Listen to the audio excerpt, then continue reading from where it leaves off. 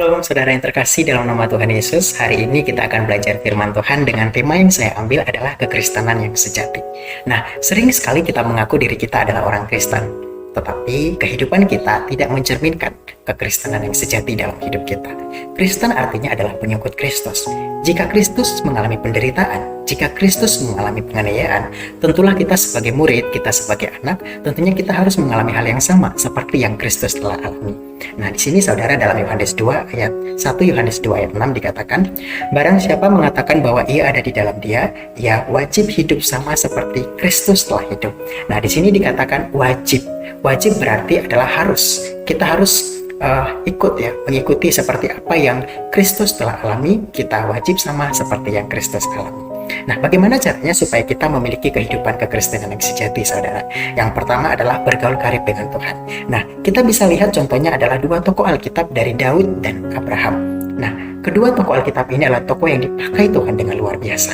Mereka punya hubungan yang intim dengan Tuhan. Nah, apakah mereka memperoleh hubungan yang intim itu hanya 1 hari 2 hari? Tidak, saudara.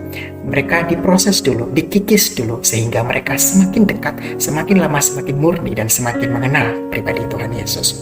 Nah, caranya adalah saudara dengan belajar firman Tuhan, berdoa, berpuasa, baca firman Tuhan, dan setialah di dalam perkara kecil. Karena Tuhan akan memberikan hal-hal besar ketika saudara setia dalam perkara yang kecil.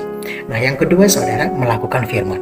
Kita bisa baca dalam Matius 7 ayat 21 dikatakan, bukan setiap orang yang berseru kepadaku Tuhan, Tuhan akan masuk ke dalam kerajaan sorga, tetapi melainkan dia yang melakukan kehendak Bapakku yang di sorga. Di sini dikatakan dia yang melakukan kehendak Bapakku yang di sorga. Jadi ketika kita melakukan kehendak Bapa yang di sorga, maka kita memperoleh bagian kita, yaitu kerajaan sorga. Bukan hanya itu saudara, selain kita memperoleh kerajaan sorga, kita juga berbahagia. Dalam Lukas 11 ayat 28 dikatakan, tetapi ia berkata, yang berbahagia ialah mereka yang mendengarkan firman Allah dan yang memeliharanya. Ketika kita melakukan firman, kita disebut sebagai orang-orang yang berbahagia. Yang ketiga, saudara, mengucap syukur dalam segala hal. Saudara, mungkin kita adalah salah satu dari keluarga kita yang dipanggil Tuhan, dipakai Tuhan, dipilih Tuhan untuk memberitakan keselamatan di keluarga kita.